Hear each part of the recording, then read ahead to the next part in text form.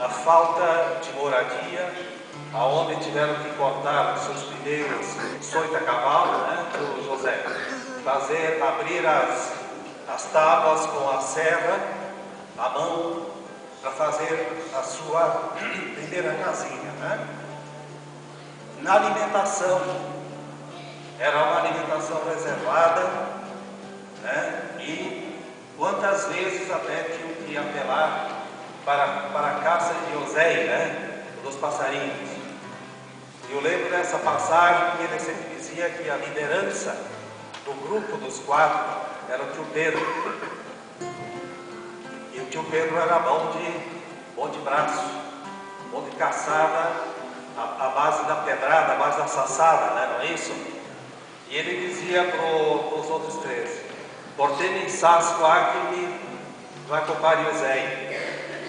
Vejam bem que vida também eles tiveram nesse passado para chegar, para se defender, principalmente até da própria alimentação. E assim poderíamos contar um mundo de outras passagens que eles vivenciaram durante este período difícil, mas a gente lembra de tantas outras histórias. Eu acho que os meus irmãos poderiam contar também, e quem sabe lembram muito mais, por a gente ter vivido um tempo menor com o pai, dizer que ele foi, sem dúvida, para nós, como educador, sim, porque mesmo no trabalho, ele procurava sempre nos ensinar, nos ajudar a aprender. E algumas passagens que a gente pode colocar aqui são aquelas, por exemplo, como usar o cabo da enxada, como usar o arado, como cortar um pé de fumo, como tirar as folhas do fumo, como separar o que é primeira, segunda e terceira. Não é isso, tio José? Quantas vezes a gente lembra disso? Nos ensinou como abrir para os jovens que aqui estão. Talvez vocês nem entendam isso, mas derrubar o pinheiro, cortar quem sabe menos de metro, abrir aquela tora, fazer as chamadas tabuinhas, em italiano se chama de scatole, né? Com a vareta, a gente trabalhando junto, ele lá com a machadinha e nós batendo com a vareta para poder abrir essas tabuinhas, e se pudesse fazer as coberturas dos galpões de fumo, não só os galpões de fumo, da estrebaria, dos galpões que se precisava. Um pai, um avô que entendeu e foi muito sensível, tempos posteriores, à mudança, à introdução de um pouco de técnica na própria agricultura, nos próprios animais, e que aceitou quantas vezes, né, eu, Alcides, no cabo da enxada, fazíamos às vezes um cálculo. Pai, se a gente plantar um milho com adubo ou com calcário, poderemos ter uma produção maior. Ele sempre foi solícito a isso, aceitando para que isso acontecesse. Mesma coisa isso aconteceu com os próprios animais. Podemos falar ainda na educação. Claro que o interesse era de que todos os filhos pudessem ter o quê? Uma vida digna, que eles pudessem ter alguma coisa que pudessem constituir a sua família nos dias de chuva. Eram as vinhas, as estropas, né, que se chamava, né? Descascar as vinhas para fazer um cesto branco, para que a mãe pudesse colocar ali dentro a roupa lavada, aprender a fazer cesto, aprender a fazer balaio, aprender a fazer todo o ferramental dos animais, do cabresto, do buçal.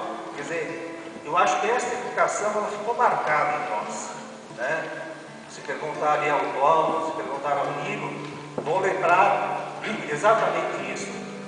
Sensível às mudanças, eu lembro de uma outra passagem muito importante, quando o avô Amadeu, estava com a família da Dona Rosa, que aqui está ainda aqui em Orlando, e que o Jairo, um dia, ou depois de tantas passagens, dizia: vô, se a gente pudesse fazer as dugas das pipas de uma forma diferente, eu vou construir para o senhor uma máquina para isso.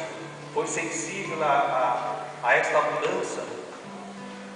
E outras passagens mais, eu acho que no próprio colégio nosso, se a gente for ver os 5 quilômetros que fazíamos da nossa casa até o colégio, e à noite a gente tinha que deixar o cavalo no piquete. De manhã, muitas vezes ele batia na porta, Rosar tinha hora de levar suco na escola, e aí ele dizia: já peguei o teu cavalo, já peguei o burrico, daí ele lá amarrado, toma teu café e vai para a escola. Então, se nós aprendemos alguma coisa, é porque a gente deve, de fato, ao pai que teve toda essa preocupação com a educação dos filhos.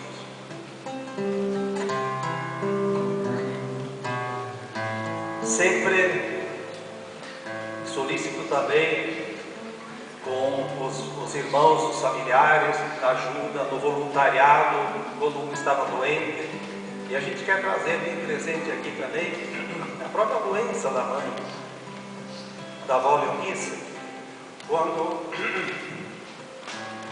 ela não tinha condições de fazer os trabalhos caseiros, e as manas Irma e Lourdes já não estavam mais conosco, tocavam exatamente para nós, eu e o Alcides, fazermos os afazeres também de casa.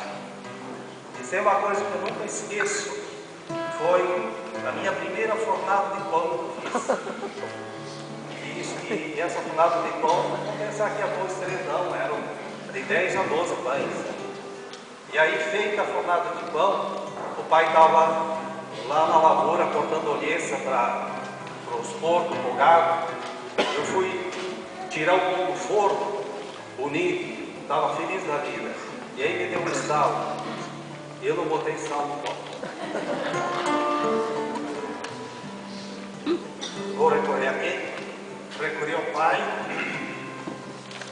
meio desesperado, né? Vamos comer agora 12 pães, desse jeito. Com todo carinho, ele me disse assim: você não lembra que ontem à noite você estava atrás do fogão, você estava assistindo os tiros do fermento, lembra? Tia Linda, tia Letide, né? Tia Bina, o fermento que se fazia com a batatinha ainda, né? E que de vez em quando dava aqueles tirozinhos. Você não lembra que você botou um sal lá dentro? Sim. Então, nós vamos aproveitar esse pão. Para mim isso foi um consolo muito grande. Então, a gente poderia contar tantas outras histórias aqui, mas acho que a gente quer trazer bem presente o outro lado. O lado da espiritualidade que o pai tinha, quando na sua família ele sempre pedia o catecismo. Na época nem se falava em Bíblia, se falava em história sagrada. E aos domingos, antes do nosso passeio, antes da nossa brincadeira, embora era a avó Leonice que tomava para nós os questionamentos, as perguntas, era aprender o catecismo e a história sagrada. Participante das missas, participante na própria comunidade, na construção da igreja, do salão, como todos os tios também que fizeram desta forma. Mas ele tinha um ponto que nos deixou muito marcado. Eu garanto que a todos os filhos, a todos os meus irmãos, eu acho que isso ficou bem presente. Eram as manhãs. As manhãs que ele saía. O primeiro serviço que ele fazia era levantar, acender o fogo, um fogão de lenha, botava a chaleira, aquela chaleira de ferro, aquela chaleira preta, botava uma água, enquanto isso ele preparava a cuia do chimarrão. Quando a chaleira começava a chiar, ele dizia: quando ela siga, lá a colemona, para chimarrão, né? E